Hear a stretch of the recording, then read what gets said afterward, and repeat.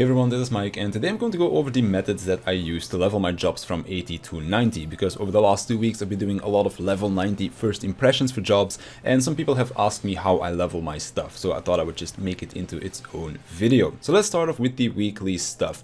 So only 2 things here, with the first one being Wondrous Tales. This gives about half a level of experience, and is usually quite fast to complete, or if you get lucky you can just complete this passively while you're doing your roulettes or anything else that you might be doing. Because it's also a new expansion, you'll often get new players into your parties, so getting second chance points to reset certain tasks will be easier as well. So you might as well pick this one up at the start of the week and then see what you still need after a few days, and then go out of your way to clear out whichever else you still need.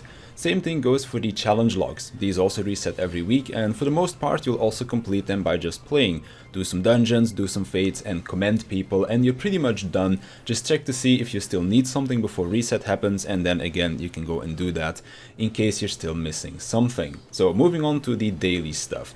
Roulettes are going to be one of the best sources of experience, while also allowing for some variety. Leveling, Alliance, and Frontlines, yes PvP, are going to be the 3 best ones for experience. Leveling and Alliance can also give you those materia clusters if you're playing a job that is adventurer in need, so that's a nice bonus if you want to stock up on some materia. Outside of that, I personally run 50, 60, 70, 80 as well as Trial Roulette, but those don't really give that much experience, so you could honestly skip them if you wanted to. I know some people also like to run normal rates, but again, that one doesn't give that much experience. The next part depends on my level. To go from 80 to 81, I'll be using the Shadowbringers hunts, the daily ones that you can pick up in the Crystarium, and also the Pixie Bee stripes. The reason why I want to get to 81 with this is because that allows me access to the Endwalker dungeons. For 81 plus, I'll be doing the Endwalker hunts instead, and those can be picked up from Old Charlian. And that pretty much does it for our daily stuff.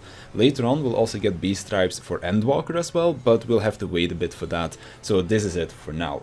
If you have some extra time that you want to spend grinding, then there are a few other things that you could also do. Again, going for 80 to 81, you can go into Boja. This is also a great way for you to level Reaper and Sage from 70 to 80, but it's still decent to go from 80 to 81 as well. At the start of the expansion, this would have also been a good way to go all the way to 90, but in yesterday's patch they buffed the dungeon experience that we get by about 60% it seems, so I wouldn't recommend Boja for more than just to go from 80 to 81.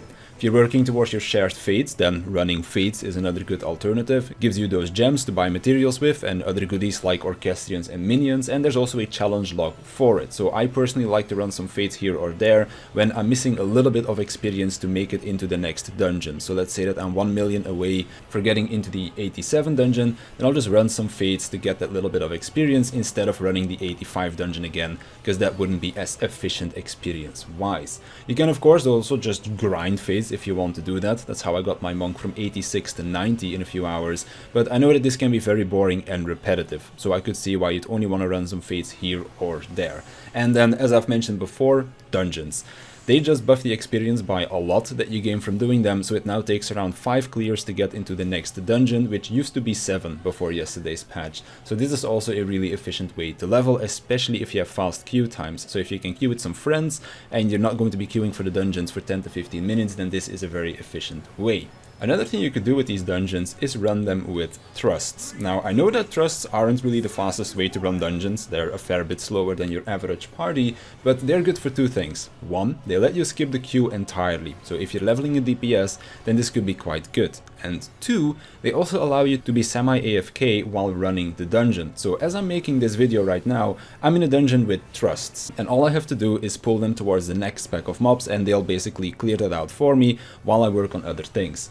I would recommend you do the bosses though, because if you end up getting hit by a couple of different mechanics and you end up dying, then you gotta start the boss again. But just being able to AFK the trash packs while you're doing something else could be quite nice. For me it's really nice that I can just make a video while still gaining some experience, and then later today I also gotta do some cleaning, and while I'm doing that you can be certain that I'll just be running a dungeon at the same time as well. And I guess there's a third point for those that want to just level their trust, because I assume that there's another achievement related to that in Endwalker as well. But those are the activities that I do to level all of my jobs from 80 to 90. You don't need to do all of these, of course. You can just pick and choose whichever you prefer, but those are your options. If you have any other way of leveling that you like to do, then feel free to leave that suggestion in the comments down below. But for now, I want to thank you for watching. I want to thank my Patreons for their support, and I'll see you in the next one.